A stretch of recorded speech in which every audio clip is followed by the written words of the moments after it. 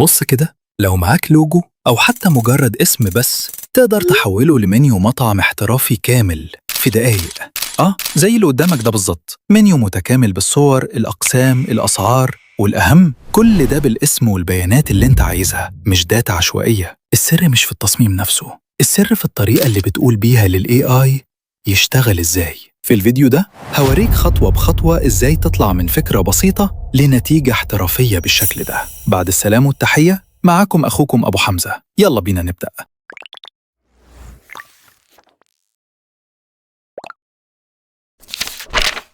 في البداية عايزك تركز معايا في الكلمتين اللي هقولهم الأول علشان تطلع بأفضل النتائج، وهي إن لو هتشتغل على موقع ذكاء اصطناعي بيولد صور، حاول تختار أذكى مواقع. وده ليه؟ علشان يفهم البرومبت بسرعة ومن غير ما يضيف من عنده حاجات عشوائية، خاصة لو المنيو اللي محتاجه عربي.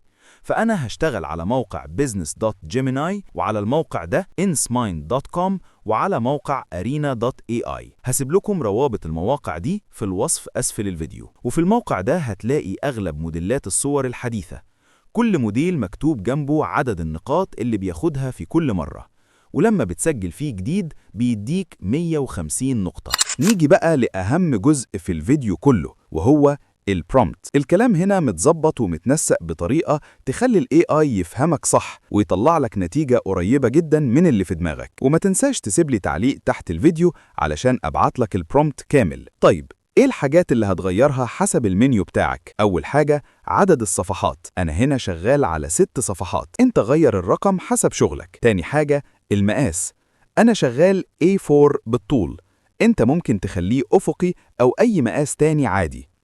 تالت حاجة الأقسام، أنا هنا حاطط أقسام بشكل عام، أنت هتخصصها حسب المنيو بتاعك. رابع حاجة اسم المكان، هتحط اسم المطعم أو البراند هنا. خامس حاجة الصور، ودي مهمة جدا، لازم تكون مناسبة لنوع الأكل اللي عندك. يلا بينا نجرب بعد ما فهمتك محتوى البرومبت ونشوف إيه النتيجة. شايفين يا جماعة؟ الكلام طلع زي ما شرحناه بالتفصيل. لا، وكمان الراجل عمل شعار للمكان. انت طبعا لو معاك شعار للمكان هترفعه مع البرومبت. تعالوا نشوف الموقع التاني طلع لنا ايه. شايفين يا جماعة الجمال؟ ما خدش مننا دقايق. انا طبعا ما رفعتش بيانات في البرومبت، لكن لما تيجي تشتغل هتضيف بيانات المنيو والقسم علشان يحطها في التصميم. هنا هتكتب القسم والبيانات علشان يقدر يضيفها في التصميم، سواء بالعربي أو الإنجليزي. طيب، لو عايز منيو بستايل خليجي، سهلة. تعال أقولك هتعملها إزاي. هتنسخ البرومبت زي ما هو عادي، بعدين تنزل تحت شوية، عملت لك أكثر من ستايل. هتنسخ الستايل الخليجي وتضيفه أسفل البرومبت وتستنى النتيجة. ممكن تاخد البرومبت كامل وتفتح arena.ai وتشوف ايه النتيجة هناك. هنا النتيجة طلعت قريبة من الستايل اللي قبله.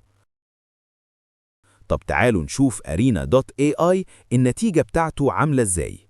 لا، هنا الكلام اختلف بصراحة، شغل خليجي خليجي يعني.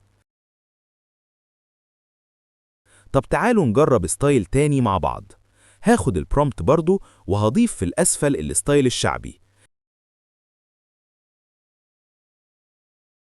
شايفين النتيجة؟ دي حاجة أحسن من الشعبي، لأن الشغل ده مش شعبي خالص.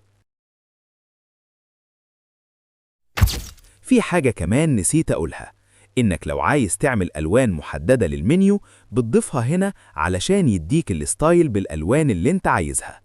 وفي النهاية ما تنسوش لو عجبكم الفيديو تعملوا لايك وتسيبوا تعليق علشان أبعت لكم البرومبت، وتشتركوا في القناة علشان نكبر بيكم ونقدر نقدم محتوى يساعد الناس. والسلام عليكم ورحمة الله وبركاته.